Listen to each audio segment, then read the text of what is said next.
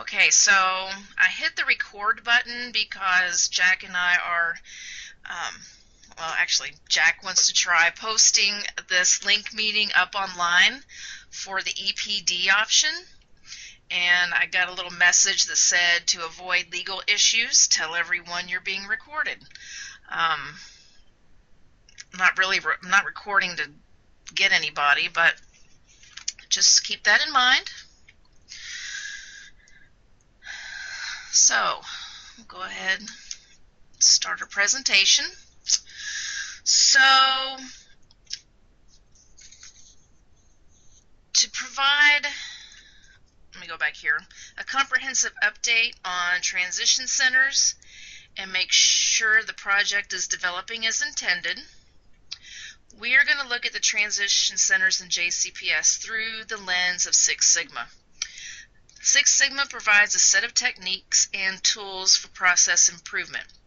And I presented to the assistant superintendents 2 weeks ago, and this presentation stems from what was shared with them.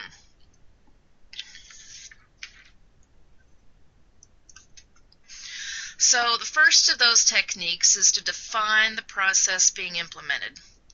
We defined the intent early on, and it has been one of the only things that hasn't evolved over the past 6 months. Transition centers are intended to help those students who do not experience academic success on our timeline. As teachers, we know that when students don't progress as we think they should, nothing good happens. Students get frustrated, lose engagement, get overwhelmed, and they often give up. Then that defeatist feeling snowballs until their situation is overwhelming. So the Transition Center is a physical room in every middle and high school where students can go to receive personalized academic support before their snowball goes too far down the mountain. The academic support is grounded in online content provided either through Edgenuity or eSchool. The Transition Center provides just-in-time, individualized support when needed. The students who find themselves in the Transition Center in the broadest sense, transitioning from an unsuccessful academic situation to one where they experience accomplishment due to attendance, transferring between schools, or perceived inability to be a student. The biggest misconception I've seen that surrounds that group of students who are unsuccessful due to behavior issues. It is true that students often misbehave in class. It is also true that one misbehaving student can wreak havoc on a class of otherwise eager students.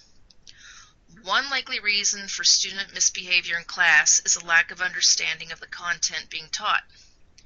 If it can be determined that is the case, the Transition Center can be used by that student to recover content they have missed so they can rejoin their class and be successful.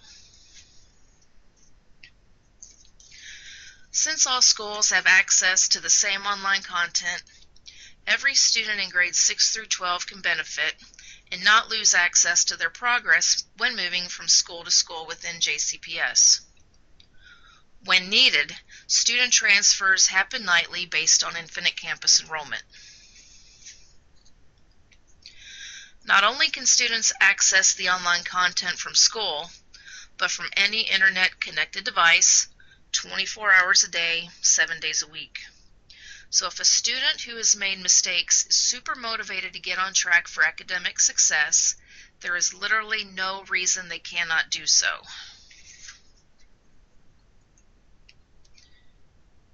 You know, I'm just thinking, I want to turn off that recording because when we discuss later, I don't think I want us recorded.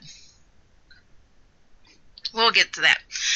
But anyway, most of us were introduced to Abraham Maslow's hierarchy of needs in our undergraduate sociology class.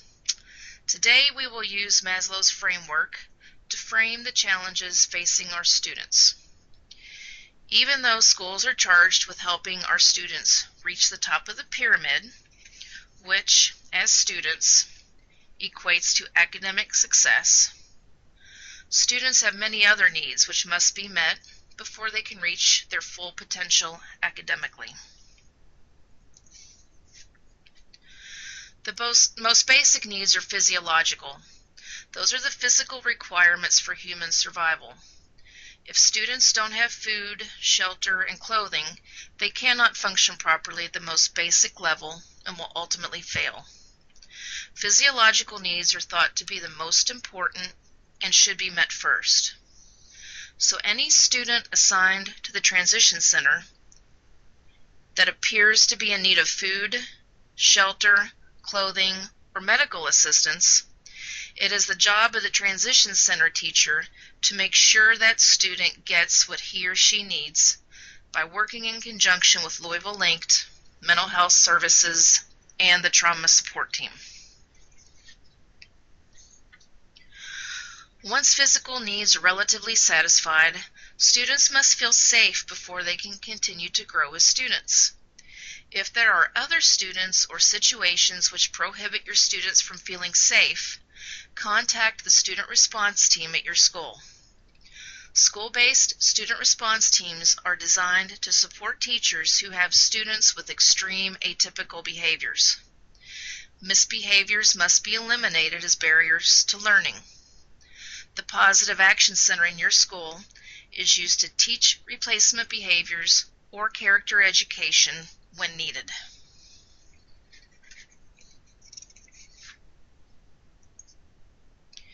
The next step towards reaching academic success is to feel a sense of love and belonging. If students fail to identify themselves as part of your school, it will be increasingly difficult for them to be successful. Traditionally, we have thought students need to be involved in extracurricular activities in order to thrive. But simply providing a safe, non-threatening, and inviting school will help nurture a sense of love and belonging for each and every student. If you need help creating that environment of belonging, Positive Behavior Interventions and Supports is being used district-wide to proactively encourage positive behaviors among students and staff. When all students and staff exhibit positive, socially acceptable behaviors, a school-wide environment of love and belonging is created. Transition centers provide an environment where students can work on developing academic competence, mastery, self-confidence, and independence through the completion of online modules, which are aligned to JCPS curriculum at his or her own pace. If students need supports that are beyond academic in nature, it is the responsibility of the Transition Center teacher to work collaboratively with other adults in the building to help each student receive what he or she needs.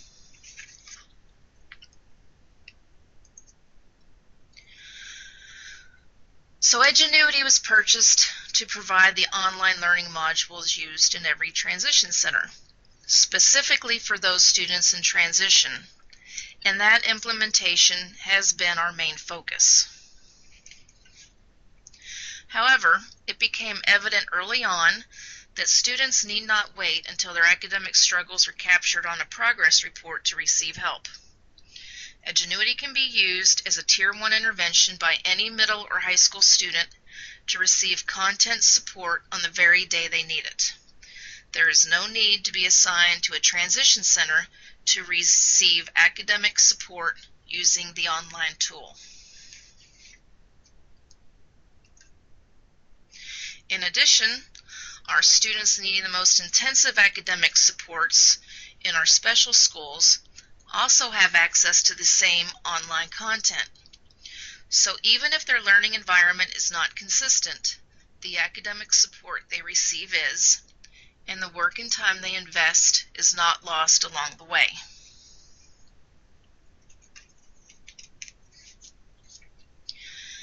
The second step of the process improvement framework is to measure system deployment.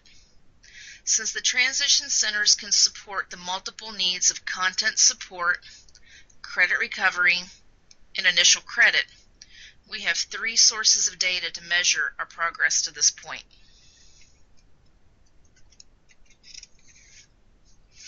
To look specifically at content support, which has not been our main focus up to this point, we can look at the data provided by Edgenuity for strictly the content support schools.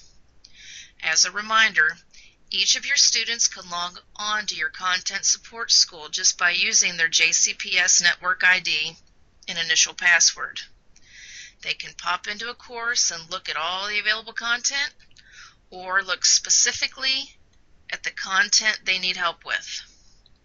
Their enrollment is kept current with the help of Infinite Campus Nightly. All teachers can attend training to receive their username and password.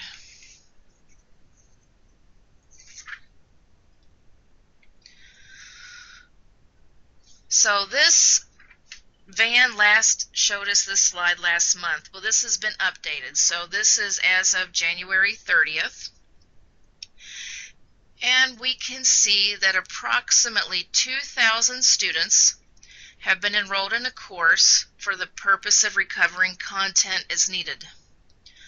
On average, the graph on the right shows that they spend more time idle than they do actively engaged each week. You have this file in the JCPS online course. It is called JCPS Content Support 130. So you can take a look at that because it's probably pretty hard to read on the screen, the little numbers. But you have that file, so you can take a look at that.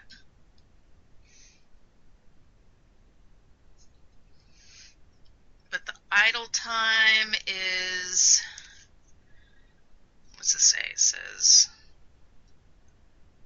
more time idle than actively engaged.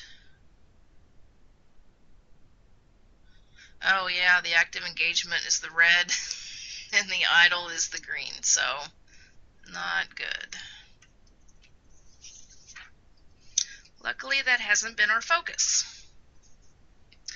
So to look specifically at how Edgenuity is being used to support students with credit recovery, we have a similar report for the credit side of Edgenuity, credit recovery.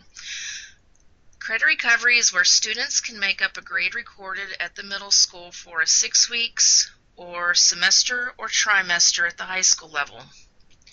As a reminder, each of your students can log on to your credit recovery school just by using their JCPS network ID with an asterisk at the end and initial password. Their enrollment is kept current with the help of Infinite Campus Nightly. All teachers are encouraged to attend training to receive their username and password so they can support their students who may be enrolled in an Edgenuity course to recover a grade.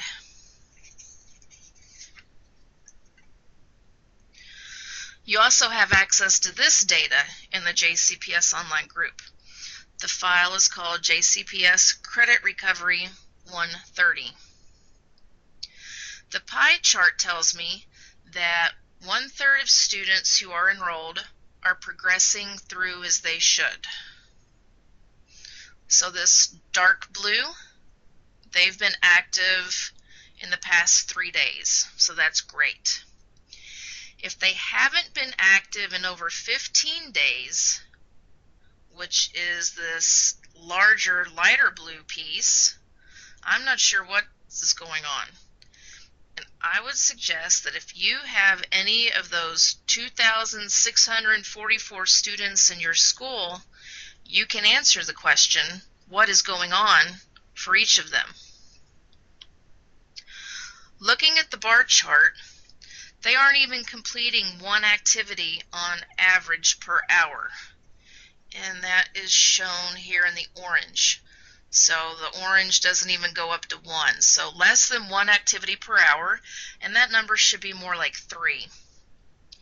In addition, their idle time, which is this green bar, accounts for more than 2/3 of the time they spend logged on. which is this yellow bar. So here's the first question we're going to unmute and discuss. What might be going on?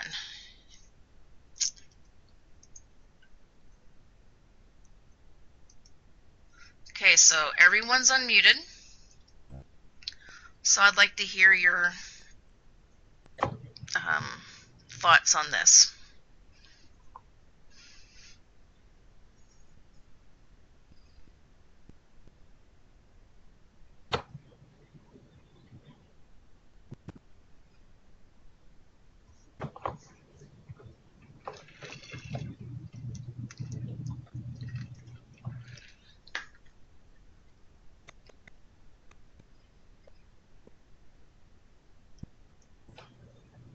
I see where 2 or more people are typing, but go ahead and unmute your microphone and just let's talk about it.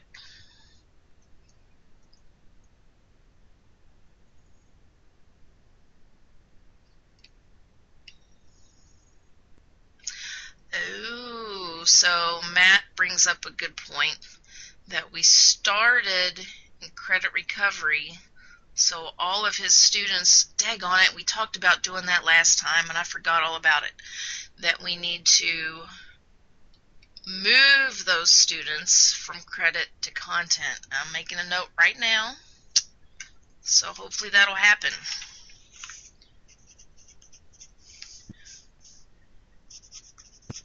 I know, is that going to account for over 2,000 kids though?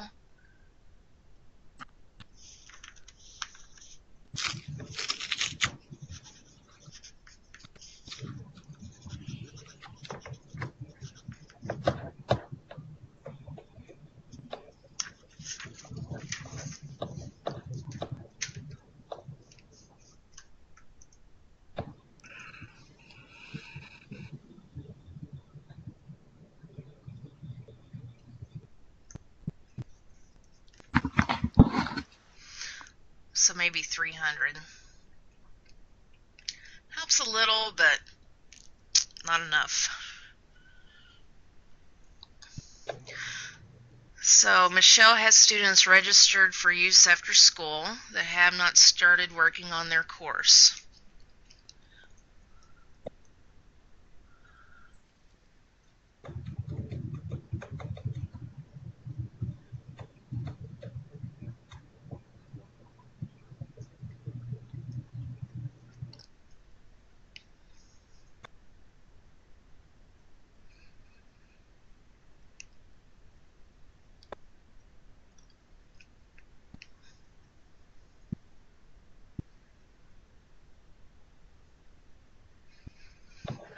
So the question is, why do we have almost 3,000 students who haven't done anything in Edgenuity in the last 7 days?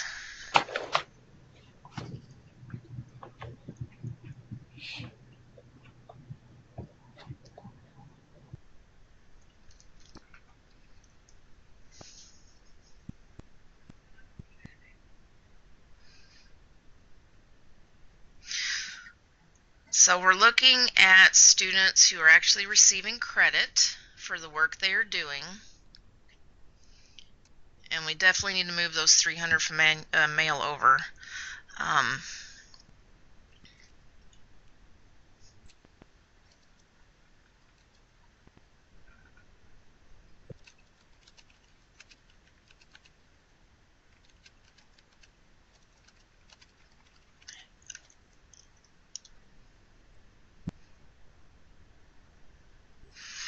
Wait to see what Jennifer's typing and I'll move on.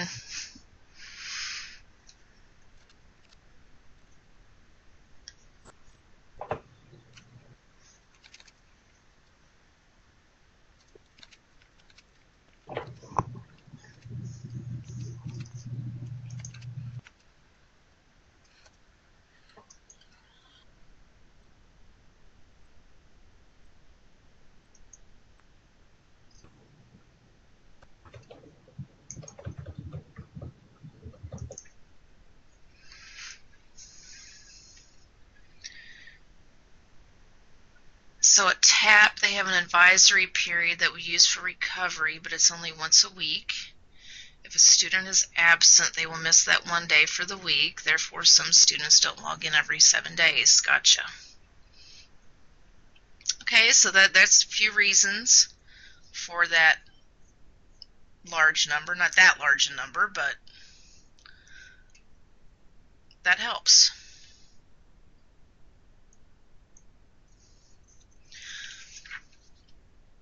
Okay, so looking at this slide, the progress data shows that about half of the students progressing through a course do not have a target date set by the person who enrolled them.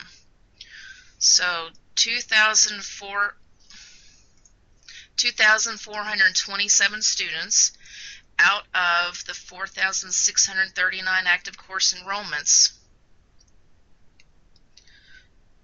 don't have a target date set. Now, that's a real easy thing to skip over when we enroll a student. But if we don't take the time to figure that out, the student has no indication how he is progressing toward his goal, if he even has a goal. That is why we are now suggesting what many of you have been doing all along, figuring out a target date of when the student will be expected to be able to exit the transition center based on course completion times. We will look at a suggested targeting sheet in a few minutes to help keep track of your students and their goals. So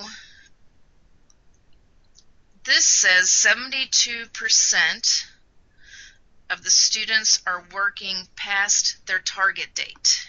I think that's supposed to be 73 because that says 73. So those, no, can't. 3,325 students have no goal to work toward. I think that's adding up these two numbers.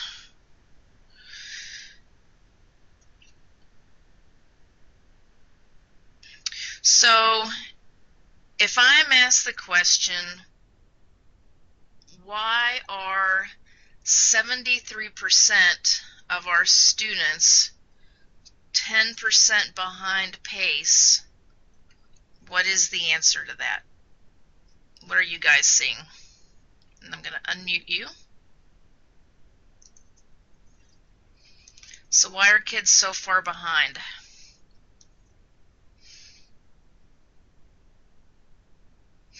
Most kids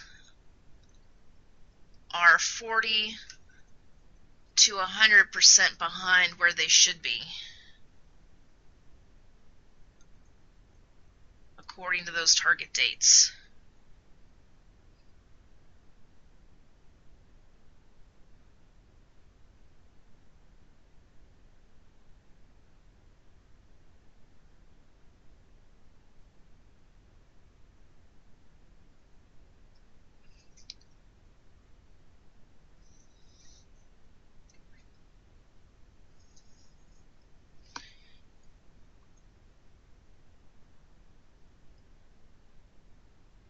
Yep, male, definitely need to get those 300 out of there.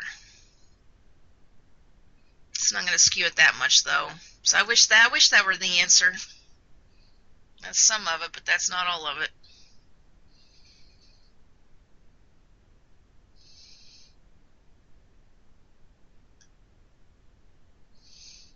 That accounts for 325 of the 3,325.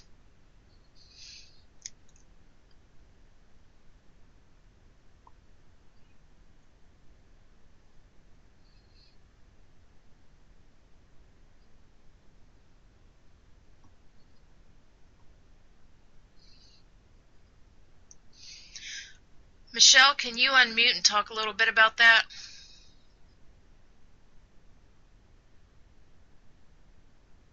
Did you get your audio to work?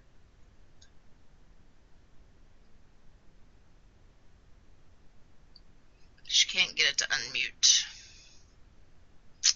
Not sure why, because I've unmuted everybody. Ooh, I just heard somebody. What's the best number to reach you at? Lisa, it's Sarah. Can you hear me? Yes. I don't know about Michelle, but I can speak a little bit to that. Mm-hmm. I was talking to a couple kids today, and the videos are extremely, they become very, they tune out with the videos. Or the instructor themselves are so distracting, they miss the point of everything, and they become very irritated with the whole process. So a lot of the ones that we have that were in Play-Doh last year, and it's Play-Doh did mix it up more. So it wasn't watch the video. I mean, they just and it's still something that they come back to. Like, are we getting Play-Doh back? That's because the teachers are distracting and A lot of the instructor, like if you watch the instructor, I was looking today at one of the girls I had that I was working with one on one. She was doing the senior math, and the whole time we were watching the videos, like that's all she could focus on was the woman. She wasn't watching anything with like the board and stuff. She was just watching the woman, and she just turned to me a couple times, and she's like, I have no idea what she just said. She's like, all I've been doing is like looking at her forehead because like her hair was like really like she just like they just a lot of them just have a really hard time focusing on anything beyond that. And I don't know if that's just our kids here, but I mean, I've heard multiple, going through the kids and talking to them, that it's been a huge distraction, those videos. And a lot of times, like, especially if the videos run beyond 4 minutes, like, if it reaches like a regular commercial break where that should happen and the video is going on, it's a done deal. got it. I always tell teachers when we're doing a training, don't ever be afraid that Edgenuity is going to take your job, because that is definitely not going to happen. But that's too bad that some students find it so distracting they can't even focus on. A lot of them too, like if you go back to like the distracting, like their facial expressions and their hand, all their body language, really, they go crazy over it. They absolutely go crazy. Got it. What was the Jay? You had a 14-minute video today. What was that? Do you remember?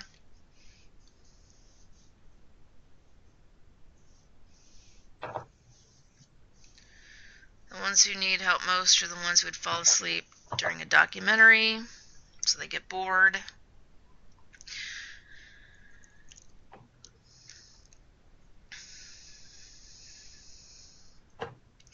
I'm hearing you. So I'm trying to channel Adrian because that's all I can do here, because I'm hearing you with what you're saying.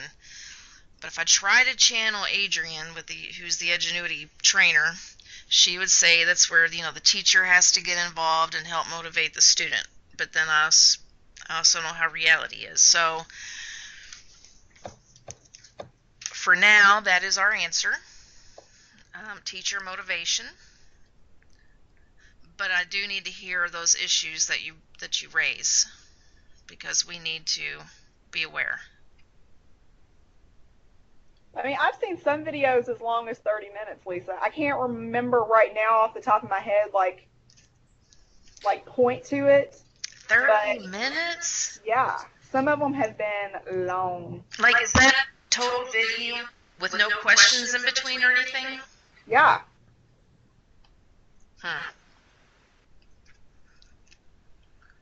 They're like around like the 27 something mark around there. I'll have to dig and look, but if you happen to see one of those, just email me what it is and I'll make note. Okay.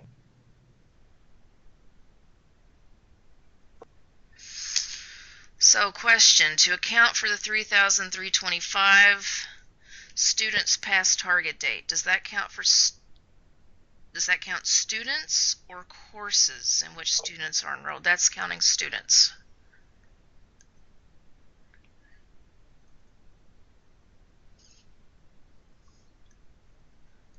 So that one student may be enrolled in 5 courses. So that would be counting 5 courses. So that one student would be counted 5 times.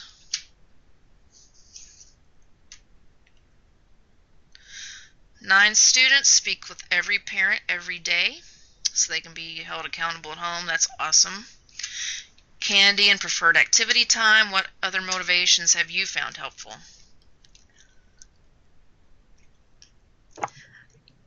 What you are describing right there is more than I have seen, so I can't suggest anything other than what you're doing. How is that working? Is talking to parents every day? Is that helpful?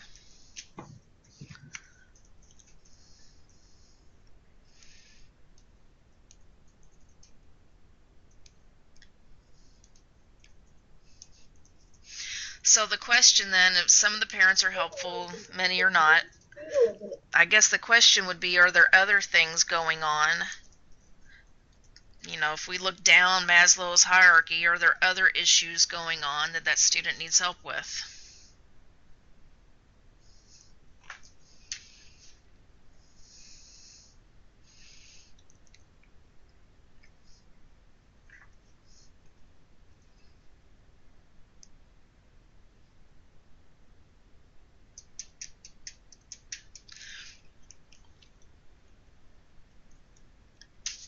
So the parent doesn't have expectations for the students to pass, so they get away with failure.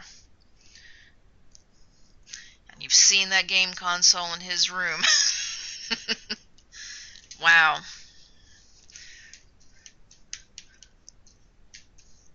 I mean, that gets to the very heart of the problem. Not the problem, but a big problem with education is just motivation. And Edgenuity itself is not going to be that motivator. So I was hoping that, depending upon the student, of course, but if there's a possibility of graduating early, I would hope that would provide some motivation. So, you know, if the kids are just bored, if they know that there's a way to move past high school early, that would be a motivator. But I agree with Jack. Xbox and Edgenuity. Alright, well, I'm going to mute everyone again. Y'all are talking my ear off here.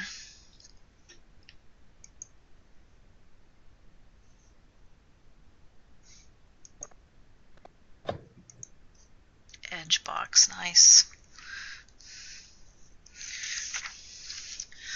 Alright, so this slide looks at achievement and shows approximately 60% of the students currently have a D or an F in the course. So that means to me they are not being successful. When someone asks me, what is the problem? What is the answer? I don't know why I keep unmuting you all. It's not like you are chatting away over there. Why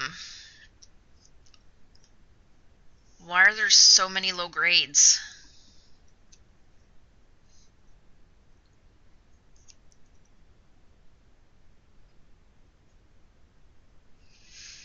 So they leave activities blank, so they don't have to complete the activities to move on.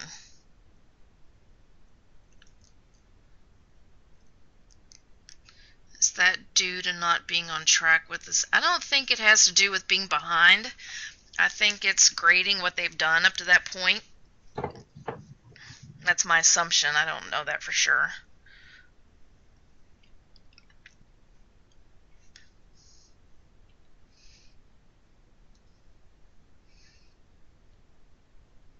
So if they leave the activities blank, it's just like not turning in their homework, I guess.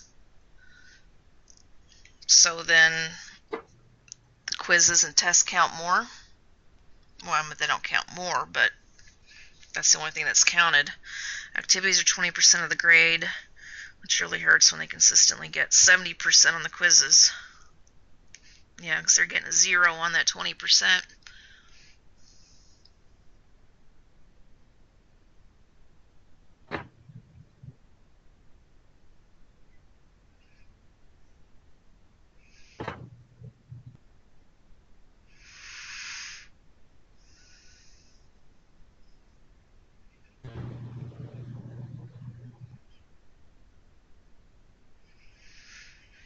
And Matt brings up a good point. We can ask. It's overall. Oh, Jack says, he pointed out that it says overall grade there. And he's going to pull up the definition of overall grade because nobody can remember how that's calculated.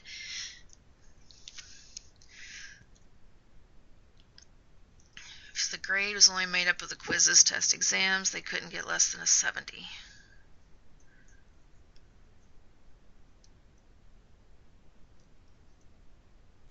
Oh, gotcha.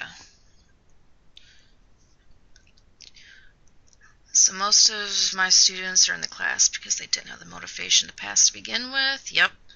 They get very excited when they get a D. Try to motivate them to do better, but they're just happy with the D. They don't take the activities seriously and do well in everything.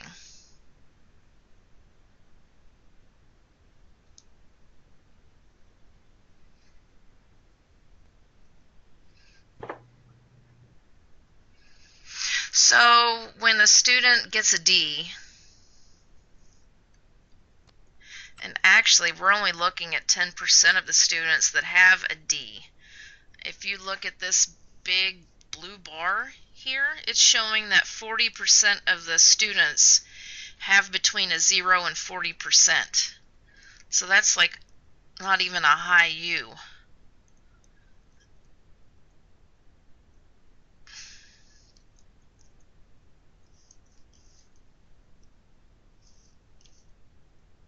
So, I mean, that group is, I don't think they're passing anything.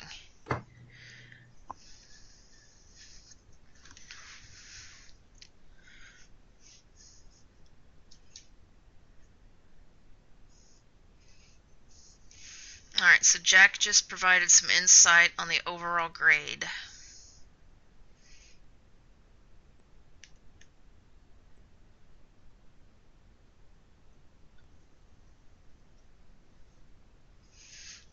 So overall grade was actually being kind. It's just sad. So that's not really the answer we wanted there.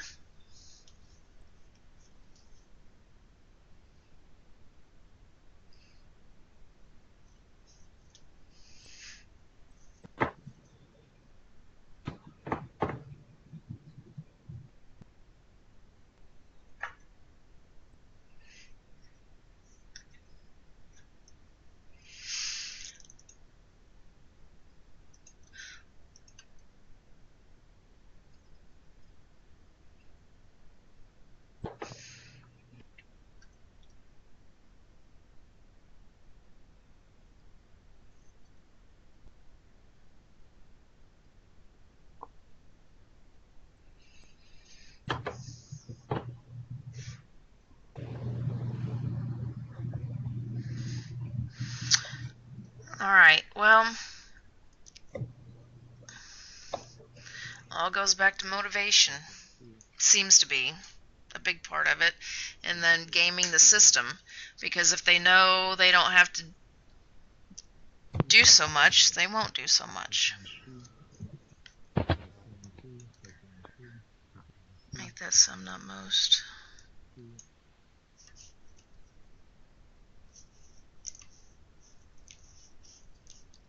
Okay. Well, that has definitely provided insight, which it did not have before.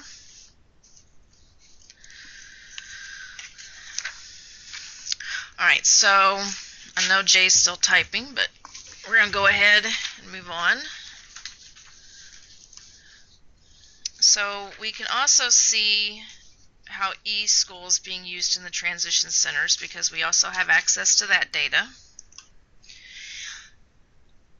And so this is the data that we have from them. It's basically showing the number of students who are actively enrolled by school. So, I don't know about you all, but when I see that, I'm like, wow, Highland's really knocking it out of the park with eSchool. So I went to Highland to see what they are doing, and they're using eSchool for initial credit for some courses. So that is exactly what they should be doing.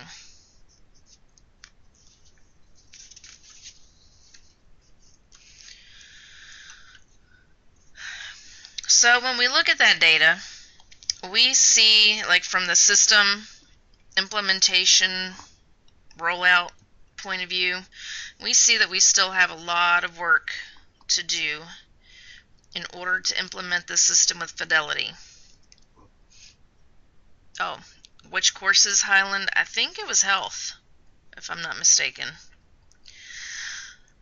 I think we did a great job of explaining who the intended audience is. Students who need to transition from being academically unsuccessful to academically successful for whatever reason they have. However, there seems to be a lot of uncertainty surrounding that concept. And those of you on this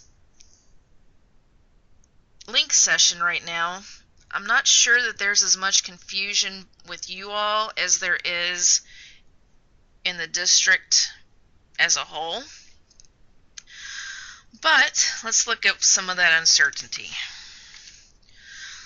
So the intent of transition centers, as you all know, is not to be punitive. If the student needs to be removed from a classroom because they do not know how to, quote, be a student, in addition to getting their behavior needs met in the PAC room, they can go to the transition center and can complete content-specific work so they can transfer back into the regular classroom and not be behind. Many times, students misbehave because they are so far behind in class that they become a behavior problem. Ideally, if we can help with their content needs, this may help with behavior problems. Again, when students do not have a target date set for exiting the transition center, they have no motivation to complete any work. It's kind of shocking to me to see how many students do not have a planned date of exit from the transition centers. The term transition itself indicates the students should transition back to the normal classroom setting as soon as the student is ready.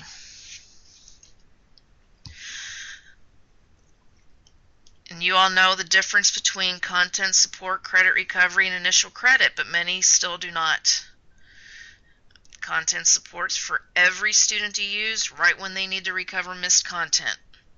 The credit recovery is for students who need to make up a failing grade or continue a course they are already enrolled in. While initial credit is for students who want to take a class they have never previously been enrolled in. And from day one, Bill Snyder did a great job of telling us how tracking students in Infinite Campus would work. But since it was like hearing a foreign language, it really didn't make much sense. However, we now have detailed instructions with pictures, straight from KDE, so there should be no more confusion about how to enroll a student in 2 courses during one block of time and take attendance in the student supervision course. Those instructions are on the SharePoint site, and it is also in that JCPS online group, which we will go to in a minute. So after identifying those problems, we know we have a few things to do to change the design of our implementation process moving forward.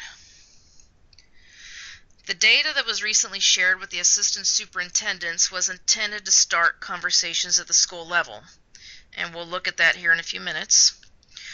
We have had countless conversations at the district level, but it is now time for those conversations to happen at the school level. And I would like to be involved in as many of those as possible. So if there's a certain date and time, When we can have the Transition Center conversation at your school with as many administrators as possible, just let me know. So offering school-based trainings is the next step. We have staff who are available to come to your Transition Center to offer Transition Center specific support. We are also available to provide content support training for your entire staff so that your teachers can support the students in their Transition Center, as well as use the content support materials to provide just-in-time learning opportunities for their students. We have scheduled a number of days when Adrienne Bogans from Edgenuity will be in JCPS and available to come to your Transition Center to offer Edgenuity specific support. We will be asking you in the exit slip today if she can come and visit you.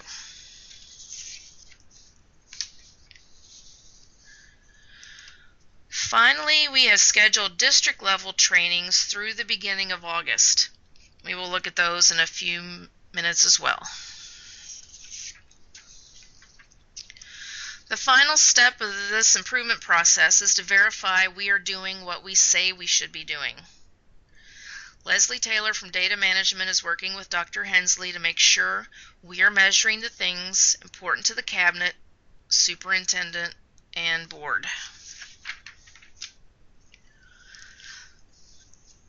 Any questions, comments, points you'd like to bring up at this point?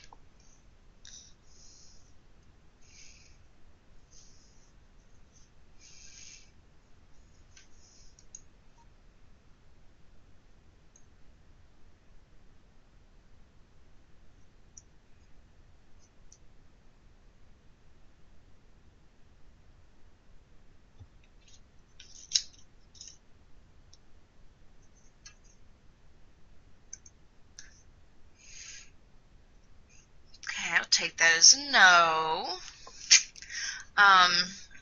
So I'm now looking in the JCPS online group, and the first file you see there are the directions for how to enroll students in the Infinite Campus course with the course codes.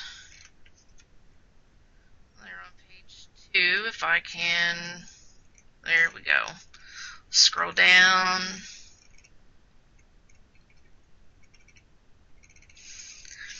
And remember, we worked through the whole teacher of record thing through this process, so that's not an issue, as we once thought it was, as long as the little boxes are checked in Infinite Campus correctly. The next two files are the reports from Edgenuity that we looked at earlier. This next file, Transition Center PD February through August 2015,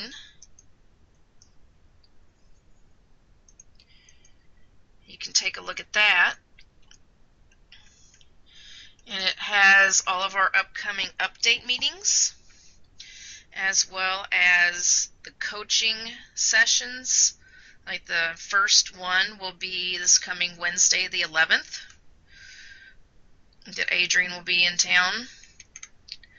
The next day she will be holding sessions for school administrators and principal designees, because many schools have mentioned that they realize that you are the only one in school who has been trained to put students into the credit recovery side of Edgenuity.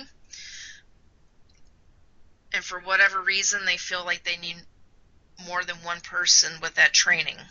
So the dates on this schedule where it says principal approval required, that's what that training is for. Training teachers to be able to put students into the credit recovery side of Edgenuity. We have trainings listed, the Edgenuity to support students in transition. That's for all content area teachers to receive their usernames and passwords for both content support and credit recovery. Jack can do that presentation in his sleep now. Scrolling on through, you'll see multiple coaching sessions supporting students in transition for the content area teacher sessions, our updates. And the last page shows that Adrian will be in town for a week of Technoversity, training classroom teachers on Edgenuity use. And yet we even have through August.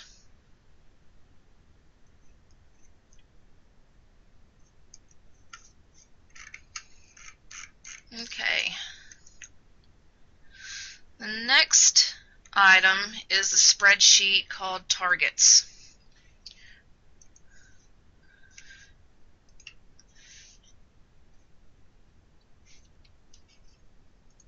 And this is kind of a mashup of a couple things. I'm pretty sure that schools have already, well, I'm not going to say all schools, a few schools have been doing this. And your form may look different than this, and I'm not saying that you have to do this at all, but this is just a recommendation of things you might want to include if you haven't included them already. But on this spreadsheet, you've got 3 tabs. The first tab is what you see first with the targets. So you could make this like your grade book, the student names, when they start the course,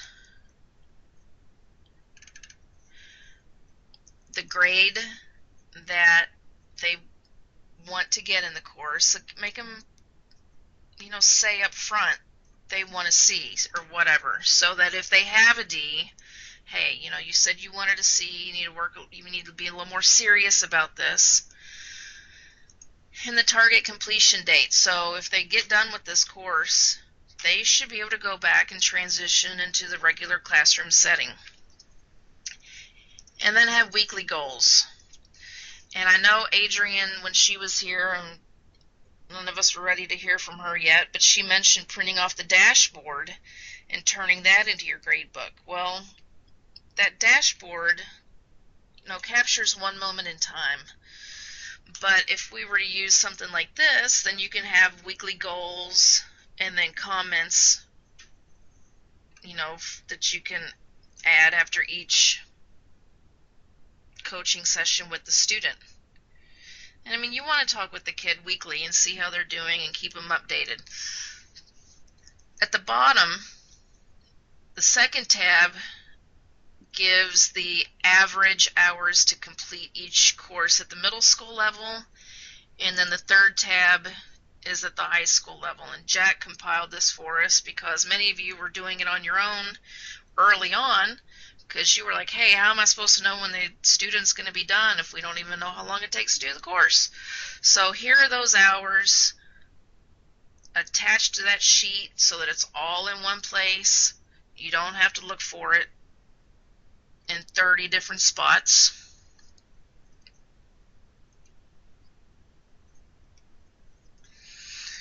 Okay, so Jay has several students who have been at Kennedy and they are not using Edgenuity. It would be beneficial if they were using it, since most of these students return to our schools and are placed with us. Great observation. I met with Kennedy a couple weeks ago because it was brought up that students going back into the regular schools, they're coming with a username and a password to another product. And the transition center teacher was like, wait a minute, am I going to have to support this student in this software? Well, the intent of their software is for remediation. And I don't know if that's what you're talking about or not. So that software they use is in no way replacing Edgenuity. But if I were you, and this was Lisa's Transition Center and Lisa High School, that student would go into the transition center if they were transitioning back from Kennedy. And if their schedule says they are in a math, 7th grade math, and they're working on Focus Topic 4 currently, I would enroll them in Credit Recovery Math Focus Topic 4, and hopefully they could progress through everything, since they have to start at the beginning and go all the way through the end. Hopefully they can skip out, test out of content they already know, so they can get caught back up and then transition back into math class. And in theory, that's the way all the content, the core areas would work. Hopefully a student would not spend related arts in transition center unless they were trying to recover another content area.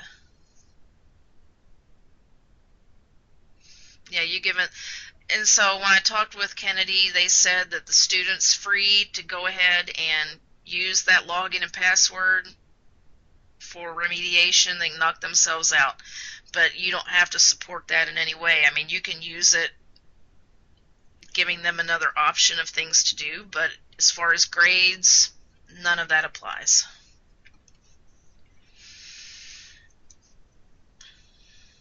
All right, any questions on this target sheet?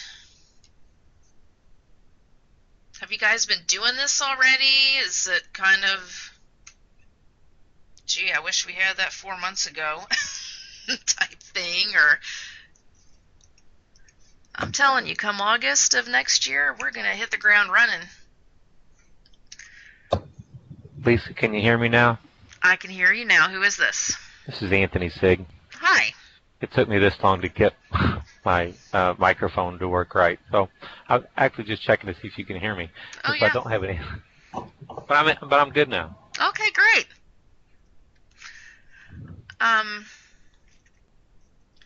Well, hopefully you can use this, take parts of it. Hopefully it'll be helpful.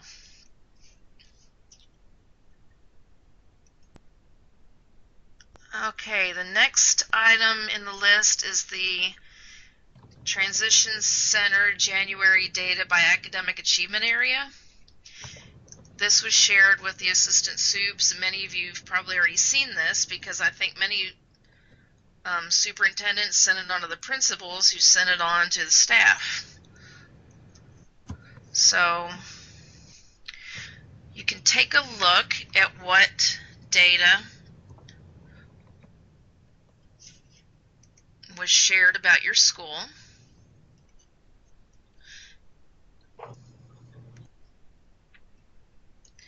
This one report it took me 4 Edgenuity reports to mash together. It's not like they have one easy way to look at this stuff.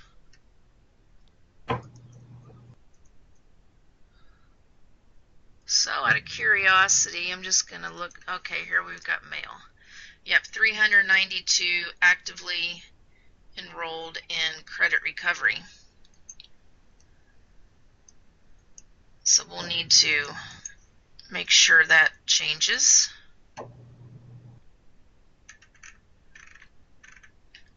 But go ahead and take a look at your school, and if something is just way not right, send me an email. Let me know, and we'll get it straightened out.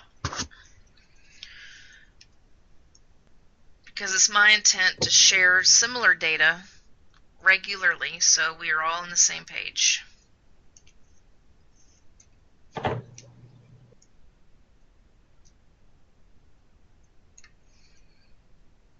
It's interesting. It shows 23 actively enrolled at Kennedy, although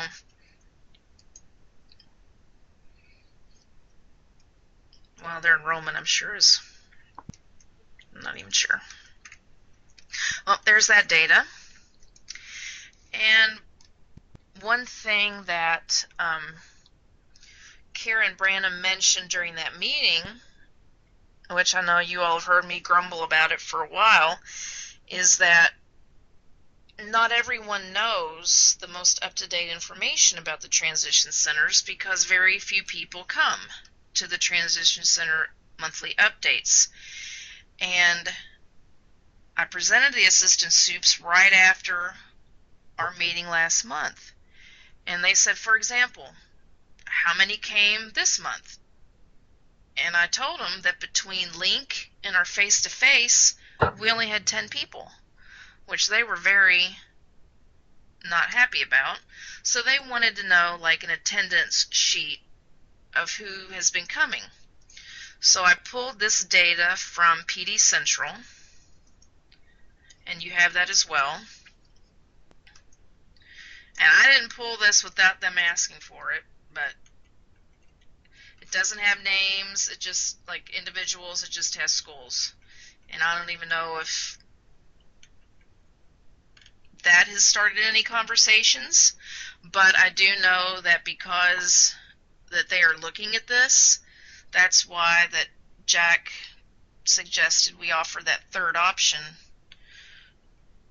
which we tried back in November and wasn't very successful, but we're going to try it again to get everybody up to speed. So we have that EPD option starting this month. In the words of Marshawn Lynch, that's why I'm here. Just keeping it real, right? So I don't get fined. So I don't get fined. Go ahead and put your check marks on here before we go any further.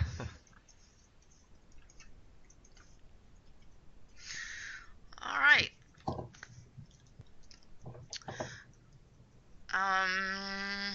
Any other topics for discussion?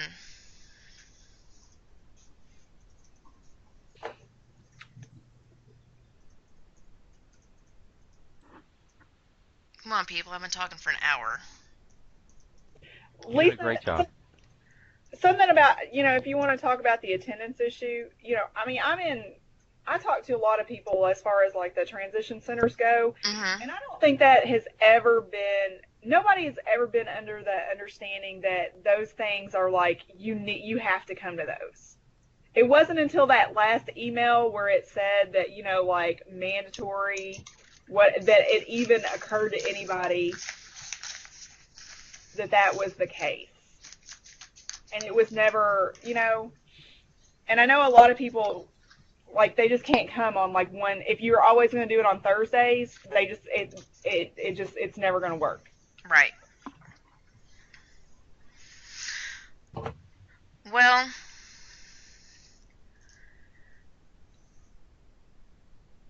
I know that I'm a teacher, just like you all. I can't mandate anybody come to anything. But how are we supposed to have a common understanding if we don't all hear the same thing?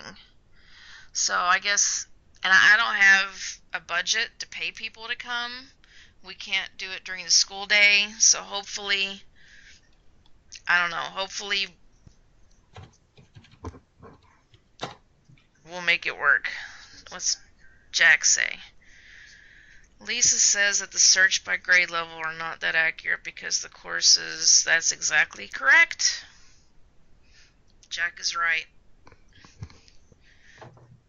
Again, Jack is right again.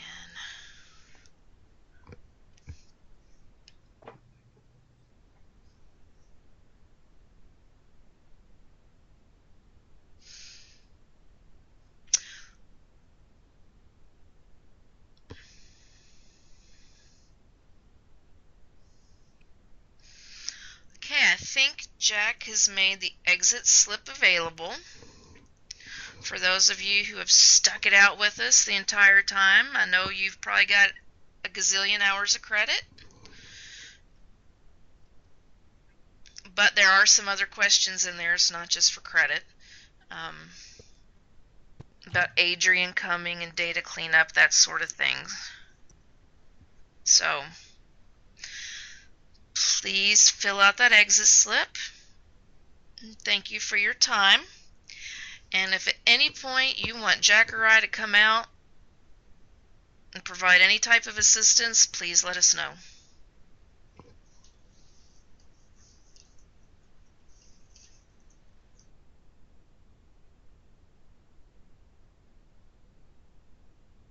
Hey, Lisa.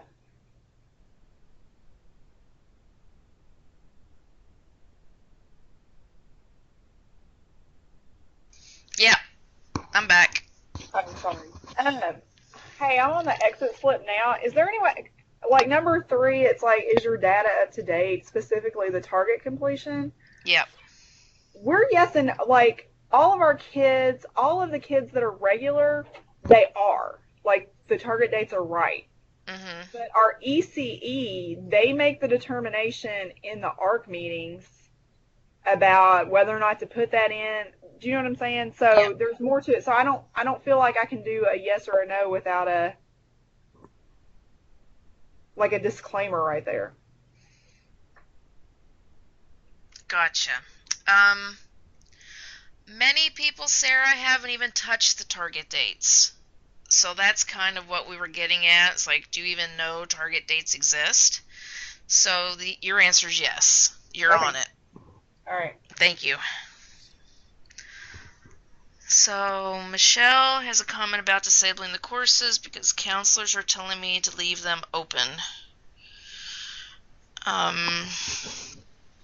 Wonder why they would have you leave them open.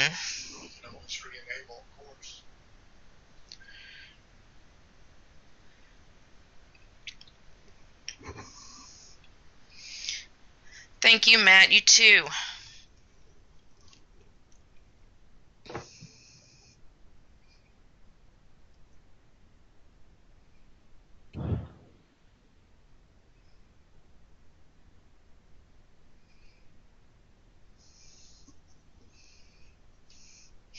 If you disable the course, the only thing it does is drop it off of the reporting. You can always re-enable it if like the student withdraws but you know they're coming back. If you disable it for that student, you can always re-enable it and their work is not lost.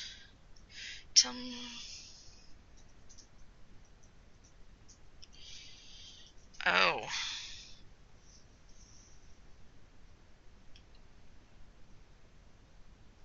The whole year. Yeah, that's going to kind of mess up the reporting unless, well, I mean, you've got the target date set for like a year out. I mean, there's nothing wrong with having the target date set 6 months from now, but just don't have the target date today if there's no intent on them doing it until 6 months from now.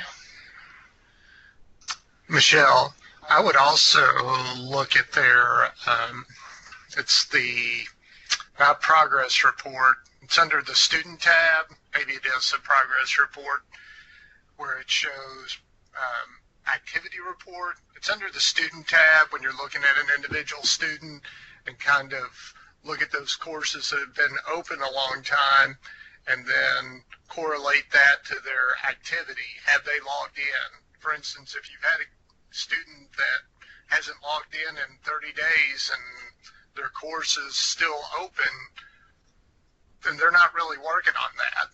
Does that kind of make sense?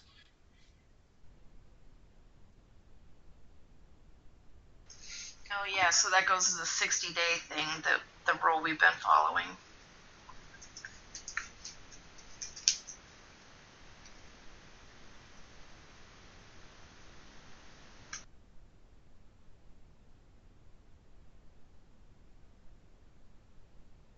So after the student has completed, they still tell you to leave it open?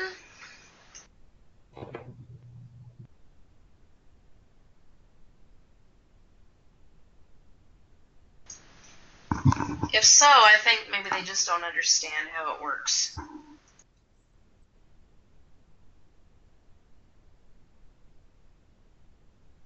Michelle, it's called the session log.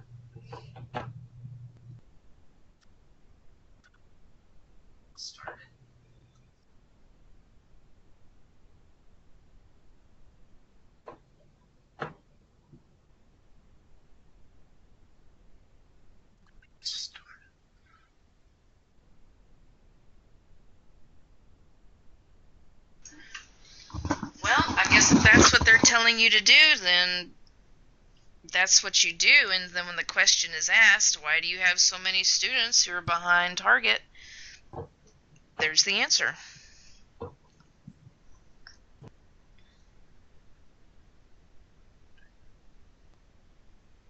Jack, Lisa, can I ask you a question about the data that's on the completed courses?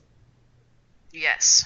Okay, if I run that in my building, okay, a lot of times when I look at it, it's going to show a completed course, but it's by a kid that came from another school. Oh, yeah. And then, so we keep our own records in-house. Like, I have every single kid that's completed a course and everything. So how accurate is that? Like, are our completed courses, are they showing up on somebody, like, do you know what I'm saying? Like, Yes, how they clean are. is that? They are. Course goes with the student. Yep, because the course travels, It's they with don't the really kid, care about not the with school, they student. care about the kid. It's So, definitely like, by when student. you're breaking it down by school like that, It's an excellent point. I'll ask Ingenuity about divvying that up.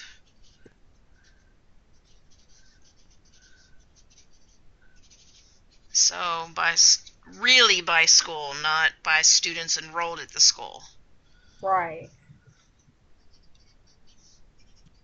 And then just one other thing about that.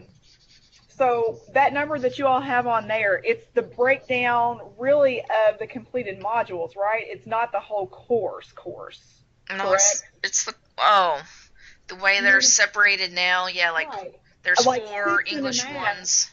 Right. Six of them in a math would equal like a half credit. It'd be a course. But where Exactly. you just have 2 in some of the science or the English or what have you. Yes.